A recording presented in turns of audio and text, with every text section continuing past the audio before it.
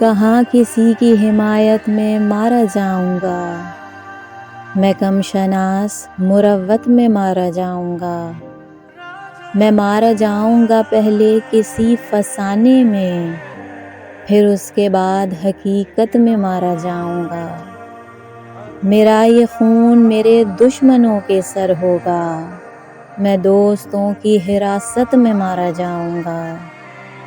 और मुझे बताया हुआ है मेरी छठी हिस्ने, मैं अपने अहद खिलाफत में मारा जाऊंगा। मैं चुप रहा तो मुझे मार देगा मेरा ज़मीर, गवाही दी तो अदालत में मारा जाऊंगा। मरा कोई मेरे हाथों तो फिर भी मैं ही मरा, तरह तरह की वजाहत में मारा जाऊंगा। नहीं मरूंगा किसी जंग में ये सोच लिया, मैं अब की बार मोहब्बत में मारा जाऊंगा।